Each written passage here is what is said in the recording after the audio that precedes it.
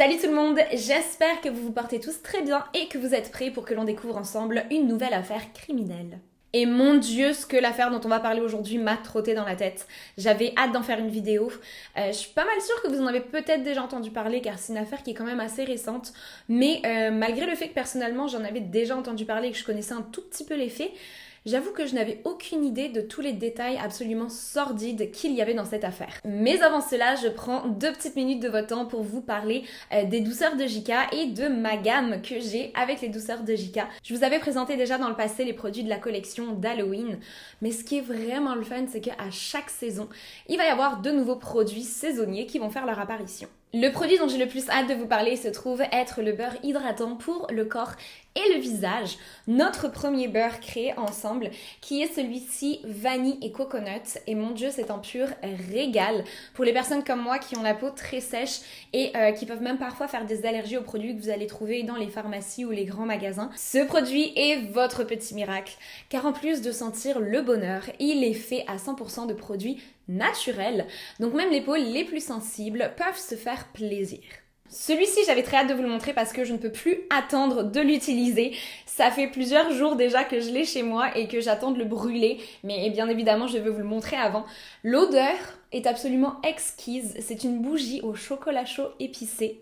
Je vous la montre d'un petit peu plus près. Les détails sont malades, genre vraiment magnifiques. J'adore. Ce que vous voyez qui est un tout petit peu plus foncé ici, ce sont des pétales de fleurs séchées. Donc ça, c'est un nouveau produit de notre gamme que vous allez pouvoir découvrir sur le site internet directement, car je le rappelle maintenant, les douceurs de Jika a un site internet et il livre à travers le monde. Donc vous pouvez vous faire plaisir, peu importe l'endroit où vous habitez. Mais ce n'est pas tout. Mes petits fans d'horreur, si comme moi vous êtes fans des monstres classiques du cinéma, d'ailleurs, je suis dans le thème parce que je porte aujourd'hui mon t-shirt, vous voyez ici Frankenstein. Et bien on le retrouve aujourd'hui dans un petit savon absolument incroyable, j'adore les couleurs. Donc on voit ici c'est un petit couteau, un gros couteau, même plutôt un couteau à cuisine. Puis si on le retourne, on voit que c'est le visage de Frankenstein qui est imprimé à l'intérieur. On a plusieurs monstres classiques aussi, on n'a pas juste Frankenstein. Puis on voit ici sur le savon, on a les petites gouttes de sang. Et le petit savon que je viens de vous présenter est à la saveur cannelle sucrée et érable, un vrai délice. Pour mes amis européens qui nous regardent peut-être de France, de Belgique, de Suisse et j'en passe, si jamais vous voulez vous faire un petit cadeau du Canada puis avoir quelque chose un petit peu typique, il y a pas mal de produits aussi comme celui-ci qui sont faits à base d'érable. Donc en plus de vous faire plaisir, vous avez un petit souvenir qui fait très canadien. On a plusieurs nouveaux exfoliants corporels aussi qui font leur apparition sur le site internet, incluant celui-ci à la menthe et à la citrouille épicée. Je ne pensais vraiment pas que les deux pouvaient aussi bien se mélanger, mais j'ai été agréablement surprise. Il y a le côté sucré et le côté frais, donc c'est pas trop intense, c'est vraiment léger, surtout pour le corps. Gros coup de cœur. Je vous ai gardé le meilleur pour la fin. On a sorti maintenant une bougie à 4 mèches qui va vous durer donc 4 fois plus longtemps. Il y a eu un petit accident durant l'ouverture du produit, donc je m'excuse pour ça, je fais de mon mieux pour vous le montrer. Mais on a ici donc cette magnifique bougie qui a été cassée comme vous le voyez, avec le petit couteau ici qui était le visage de Michael Myers. Puis ce qui est vraiment le fun avec Cathy, la créatrice donc des douceurs de Jika, c'est qu'elle est vraiment à l'attention de tous les clients. Donc vous pouvez même customiser un petit peu vos produits. Si admettons vous vouliez cette bougie mais sans le couteau ou alors sans la petite banderole autour, vous pouvez tout à fait en discuter avec elle et elle fera de son mieux pour essayer de vous offrir le produit qui vous convient le plus. Tout ce que je vous ai montré là n'est qu'une partie des nouveautés que vous allez pouvoir découvrir donc sur le site des douceurs de Jika. Je vais bien évidemment vous mettre le lien en description. Comme je l'ai dit, ces produits ont été faits vraiment en collaboration entre les douceurs de Jika et moi-même. Donc c'est super important pour moi de savoir ce que vous en pensez et comment vous aimez ça. J'ai bien hâte en tout cas d'avoir tous vos retours là-dessus. Et maintenant, on va pouvoir rentrer dans notre affaire du jour. Vous pouvez donc dès à présent vous installer bien confortablement car on va commencer.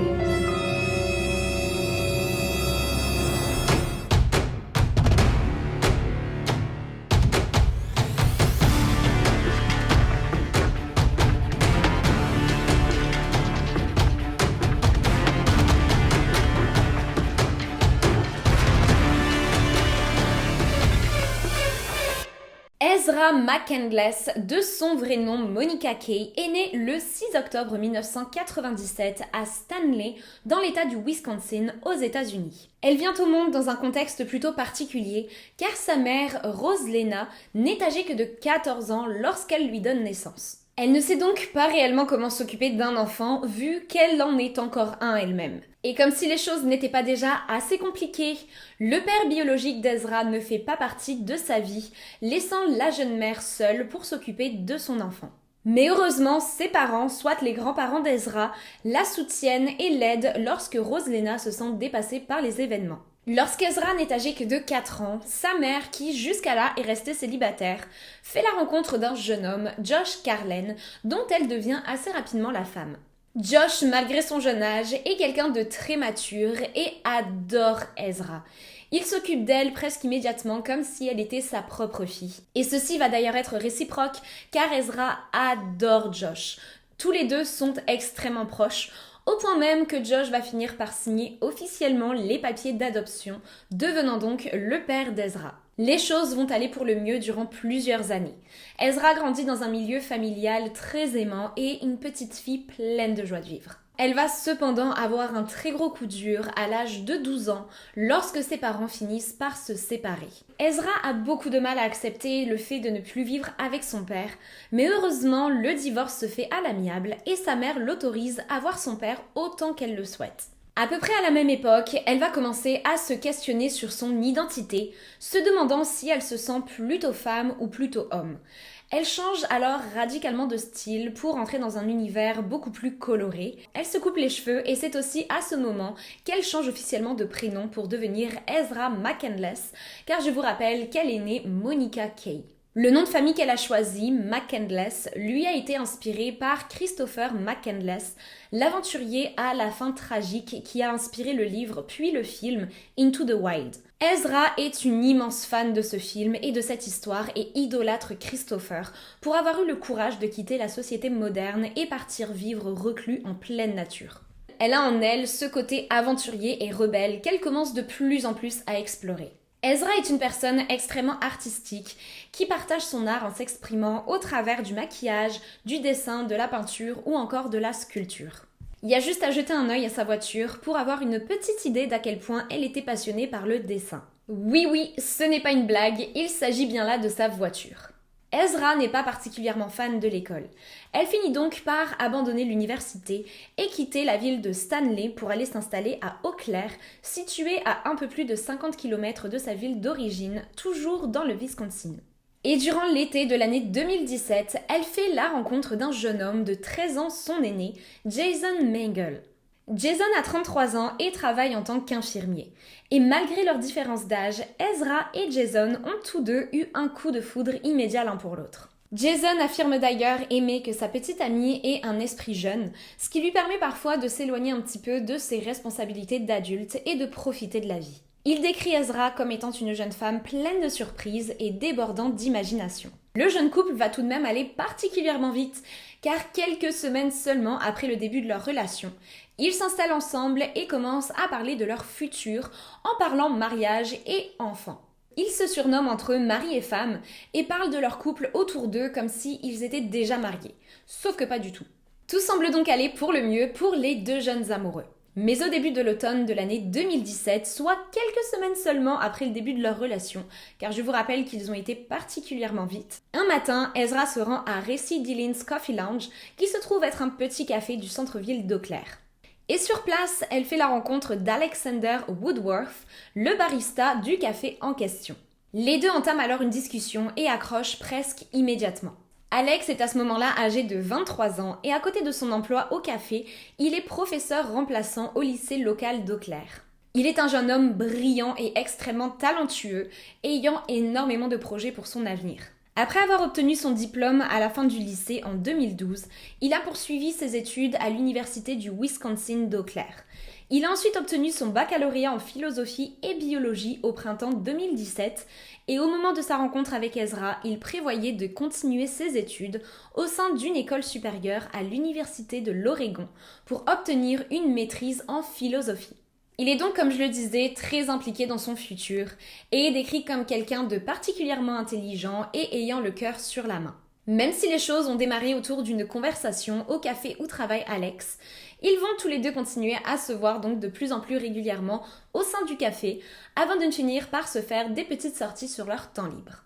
Ezra adore la présence d'Alex, qui est quelqu'un de très simple et rempli d'humour, et très rapidement leur amitié va devenir extrêmement importante à ses yeux. Ezra présente alors Alex à son petit ami Jason, et les deux garçons se découvrent plein d'intérêts en commun. Le trio passe alors une majeure partie de leur temps ensemble, sauf que rapidement les choses vont prendre une tournure bien différente, et ce lorsque Ezra et Alex entament une relation amoureuse secrète derrière le dos de Jason. Jason a rapidement des doutes et tente de faire avouer la vérité à sa petite amie. Mais celle-ci nie en bloc et affirme ne voir Alex que comme son ami et rien d'autre. Mais finalement, les doutes de Jason vont avoir raison de leur relation, car au début de l'année 2018, le couple finit par se séparer. Il coupe alors toute connexion et Jason tente désespérément de tourner la page. Mais au début du mois de février de l'année 2018, Jason fait face à Ezra sur le pas de sa porte, ayant l'air totalement chamboulé. Le jeune homme est extrêmement surpris de la voir là et lui demande la raison de sa présence.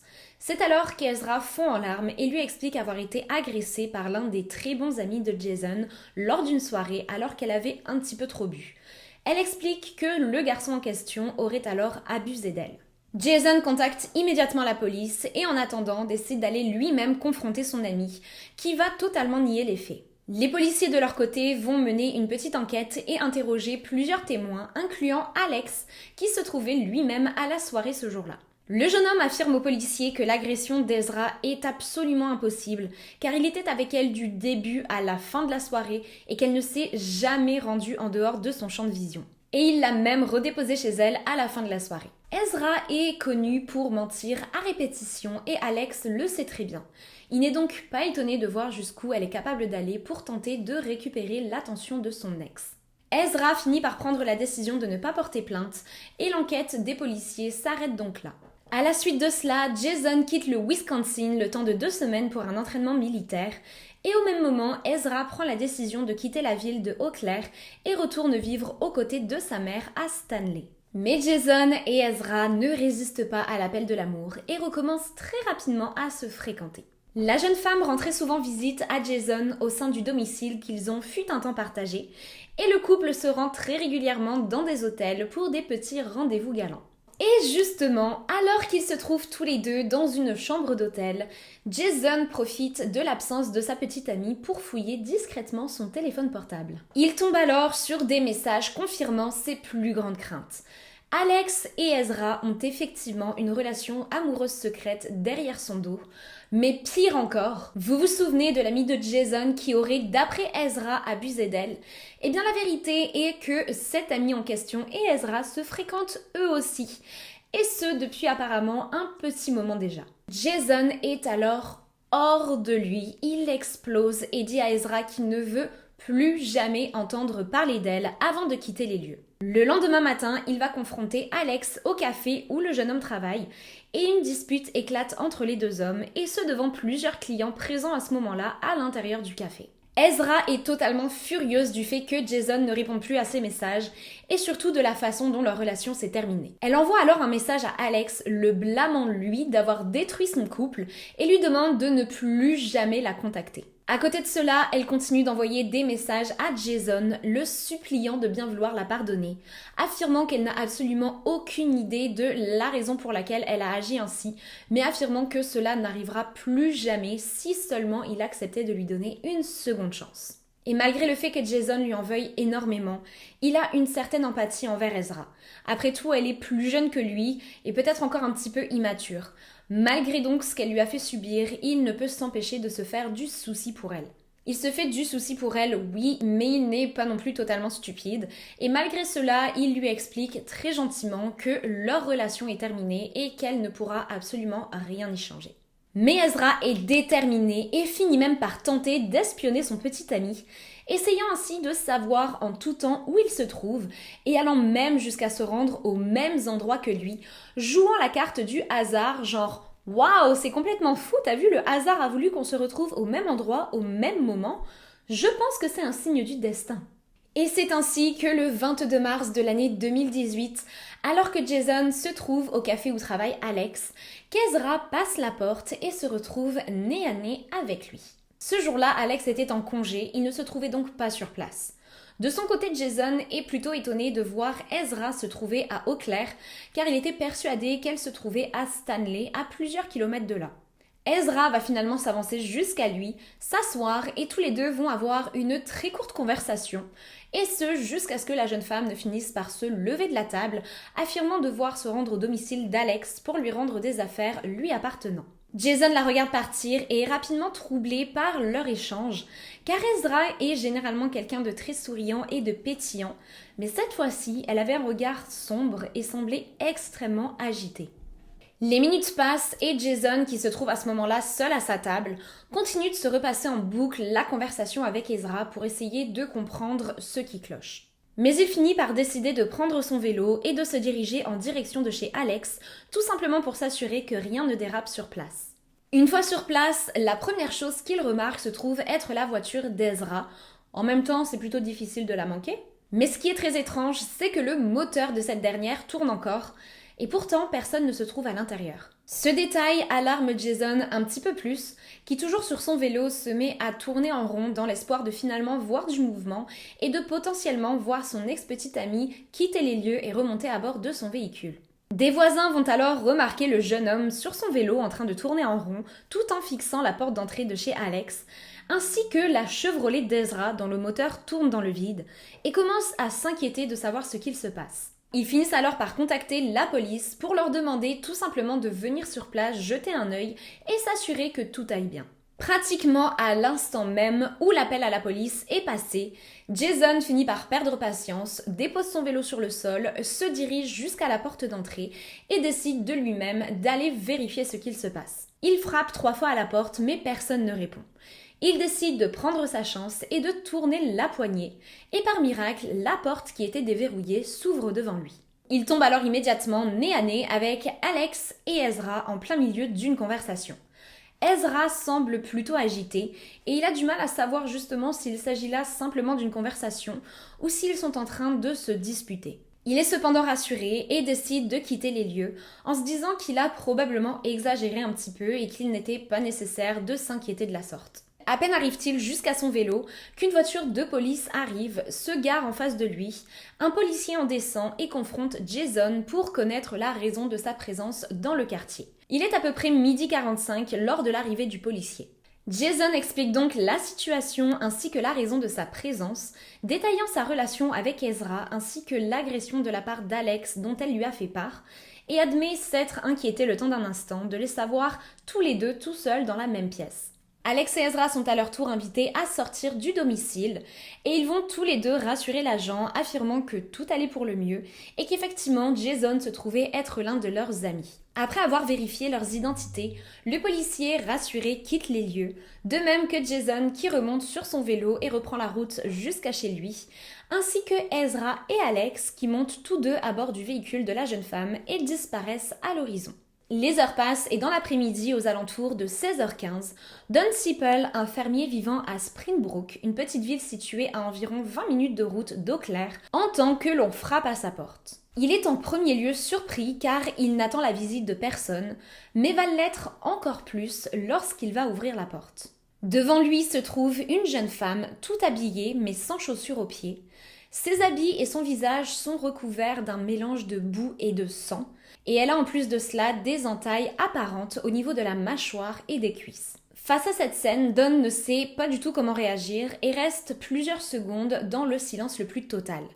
Mais c'est finalement la jeune femme qui va briser ce silence en lui expliquant avoir été agressée et lui demandant de bien vouloir appeler un médecin. Don ne perd pas un instant, attrape son téléphone et contacte les secours. Durant l'appel, l'officier à l'autre bout du fil pose de nombreuses questions au fermier et lui demande notamment le nom de la jeune femme se trouvant face à lui. Don se retourne alors vers elle et lui demande son nom, ce à quoi la jeune femme répond n'en avoir aucune idée. Même chose lorsque l'officier demande qui l'a agressée, la jeune femme répond ne pas s'en souvenir. Une fois que l'officier a récolté toutes les informations dont il a besoin, ou en tout cas toutes les informations que la jeune femme était capable de lui donner, il envoie les secours d'urgence à la ferme de Don, qui de son côté attend sur le pas de la porte aux côtés de la jeune femme. Lorsque les secours arrivent, ils questionnent l'inconnue et à force d'insistance finissent par découvrir qu'elle vient d'Eau Claire et que son nom est Ezra McCandless.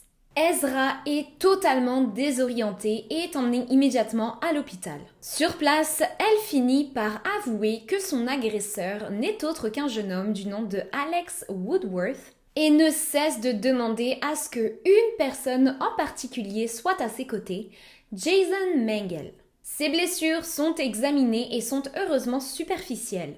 Mais les médecins vont avoir leur attention dirigée sur une blessure en particulier, qui se trouve être le mot boy, soit garçon en français, découvert gravé à l'intérieur de son bras. La blessure est encore fraîche, et lorsque les médecins questionnent Ezra dessus, elle affirme que Alex est celui lui ayant fait cette entaille. Cependant, ceci était une question piège car les médecins ont immédiatement remarqué que cette entaille avait été auto-infligée. Une patrouille de police est envoyée au domicile d'Alex pour le questionner sur son altercation avec Ezra, mais lorsqu'ils y arrivent, personne ne se trouve sur place. La famille et les amis du jeune homme sont questionnés pour savoir si l'un d'entre eux a peut-être une idée de l'endroit où il pourrait trouver Alex. Mais malheureusement, personne ne l'a vu depuis la veille. Et la dernière personne l'ayant vu en vie se trouve être Ezra. De retour à l'hôpital, Ezra, qui a entre-temps été soigné, peut maintenant être questionné un petit peu plus en profondeur par les policiers qui tentent de comprendre ce qui s'est passé entre le moment où Alex et elle ont pris la route et le moment où elle s'est retrouvée totalement désorientée devant la ferme de Don. Mais Ezra reste très vague et affirme ne pas se souvenir de grand-chose, comme si tout ceci n'était qu'un rêve. Elle finit cependant par se souvenir avoir été au volant de sa voiture, Alex sur le côté passager à côté d'elle, lorsque ce dernier aurait commencé à se montrer instable et agité, expliquant à quel point cette situation avec Jason le mettait mal à l'aise et affirmant ne plus vouloir qu'Ezra ait le moindre contact avec Jason. Elle ajoute que ce qui semblait l'irriter le plus se trouve être le fait que Ezra ne l'aimait pas autant que Alex l'aimait. Il était donc jaloux de voir que l'attention d'Ezra était portée sur Jason, alors que de son côté, il n'avait Dieu que pour elle.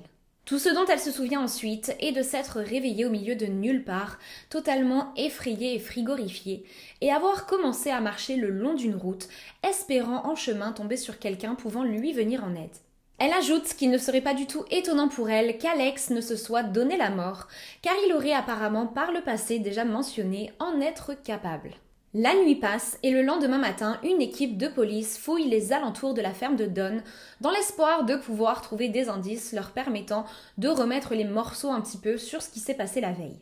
Et c'est alors qu'ils découvrent des traces de pas ensanglantées sur une route non loin de la ferme. Les traces semblent aller toutes dans une direction particulière et correspondent exactement avec la taille des pieds d'Ezra. Les enquêteurs les suivent donc et sont alors menés jusqu'à un petit sentier où ils vont tomber sur une voiture abandonnée, une Chevrolet blanche remplie de dessins au marqueur. Ils contournent alors la voiture et tombent sur une scène digne de leur pire cauchemar. La portière de la voiture est grande ouverte et le corps sans vie d'Alex Woodworth en dépasse, à moitié dans le vide et à moitié allongé sur la plage arrière du véhicule. Il est dans un état absolument terrible.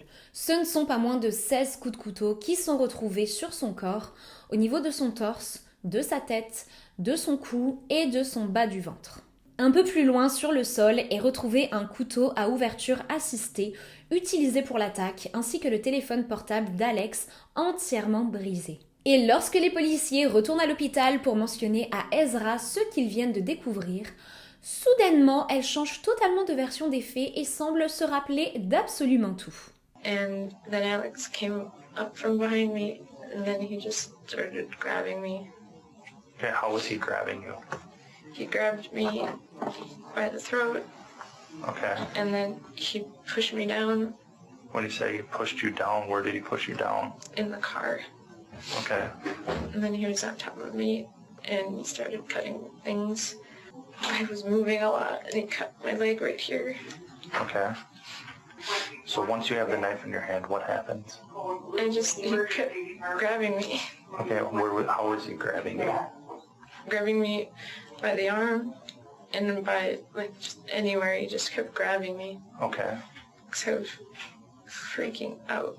I was just freaking out. Finalement, dans sa nouvelle version des faits, Alex, une fois la voiture garée, l'aurait attaquée à l'aide du couteau en question et elle n'aurait fait que se défendre. Le policier continue l'interrogatoire en posant des questions de plus en plus précises, telles que la position du couteau lors de l'attaque, l'endroit où elle a poignardé Alex en premier, si l'attaque a eu lieu à l'intérieur ou à l'extérieur du véhicule, ou encore si elle se trouvait au-dessus ou en dessous d'Alex durant l'attaque. Et au plus les questions sont précises, au plus elle semble perdre pied et répéter ne pas se souvenir de quoi que ce soit. Mais elle assure que cette attaque n'a eu lieu que par autodéfense. Car après qu'Alex ne l'ait attaqué à l'aide du couteau et ait gravé le mot « boy » dans son avant-bras, elle n'a d'après elle eu d'autre choix que de lui ôter l'arme des mains et de se défendre. Elle explique qu'Alex était au courant qu'elle a durant de longues années questionné son identité et que ceci est la raison pour laquelle il a décidé d'engraver le mot « boy » sur son avant-bras comme pour se moquer d'elle. Mais lorsque les policiers lui expliquent qu'il est absolument impossible que Alex ou n'importe qui d'ailleurs lui ait fait cette entaille dans l'avant-bras de par l'angle dans lequel le mot se trouve, ne laissant pour seule option l'automutilation, Ezra change de nouveau de version et confesse maintenant avoir effectivement elle-même gravé ce mot sur son avant-bras. Les policiers avaient déjà à ce moment d'énormes doutes sur la version des faits que leur a partagé Ezra, mais c'est à ce moment précis qu'ils ont compris que la jeune femme en savait bien plus qu'elle ne le laissait paraître et qu'il ne s'agissait peut-être même pas là d'autodéfense. 2 semaines après la découverte du corps d'Alex, soit le 6 avril 2018, Ezra McCandless est arrêté pour meurtre au premier degré. C'est le 15 octobre 2019, soit 6 mois plus tard, que son procès commence. Le procès va être très compliqué car Ezra ne va cesser de changer sa version des faits. Elle va de nouveau affirmer en premier lieu avoir agi en autodéfense après qu'Alex ne l'ait attaqué. Mais l'autopsie du jeune homme laisse plutôt à penser qu'il a été attaqué par derrière. De plus, les blessures infligées à Ezra sont plutôt superficielles en comparaison de celles ayant été infligées à Alex, ce qui laisse la théorie de l'autodéfense plutôt difficile à croire. Lors du procès, Ezra va aussi affirmer que presque l'intégralité de l'attaque a eu lieu à l'intérieur de la voiture. Or, la majorité du sang retrouvé sur la scène de crime se trouvait en dehors du véhicule. Ce qui, une fois de plus, va à l'encontre de ses déclarations. Après inspection, il est découvert que le couteau utilisé lors de l'attaque appartient au père d'Ezra, ce qui confirme donc que c'était bien elle qui était en possession d'une arme et non Alex. Le médecin légiste va affirmer que les blessures d'Alex ne semblent pas avoir été assez profondes pour qu'il ne meure sur le coup. Il semblerait donc qu'il ait agonisé durant de longues minutes, voire même de longues heures, avant de ne finalement perdre conscience. Ce qui nous ramène au téléphone portable d'Alex, qui, je vous le rappelle, a été découvert à quelques mètres de la scène de crime, totalement détruit. Certaines personnes vont affirmer durant l'audience qu'Ezra aurait volontairement détruit le téléphone d'Alex avant de ne l'abandonner derrière elle, s'assurant ainsi qu'il ne puisse pas appeler les secours. Après un procès riche en rebondissements, c'est finalement le 1er novembre 2019 qu'Ezra est reconnue coupable et le 7 février 2020, elle reçoit une peine de prison à vie avec possibilité de libération conditionnelle après 50 ans. Les familles d'Ezra et de Alex se sont toutes les deux prononcées après le procès. La tante d'Alex a confié avoir été particulièrement choquée durant l'audience de l'attitude d'Ezra, qui semblait ne montrer aucun remords et avait une attitude particulièrement calme et froide, et ce malgré le fait qu'elle ait ôté la vie de l'un de ses meilleurs amis. Tandis que la mère d'Ezra, de son côté, n'est absolument pas d'accord avec le jugement et affirme que cette sentence est bien trop lourde et qu'Ezra aurait dû se voir offrir la possibilité de libération conditionnelle après 20 ans et non 50 ans. Et voilà donc qui conclut notre affaire du jour, et mon Dieu, quelle histoire! J'ai hâte de connaître vos retours et vos opinions sur cette affaire en commentaire. N'oubliez pas, si ça n'a pas encore été fait, de vous abonner et d'activer la petite alarme pour être informé des futures publications de mes vidéos. Et n'oubliez pas d'aller découvrir les merveilleux produits des douceurs de Jika et par la même occasion de jeter un œil à ma collection en partenariat avec eux. Merci comme toujours d'avoir été présent et je vous dis à très bientôt pour d'autres histoires toutes plus glauques les unes que les autres. Bye!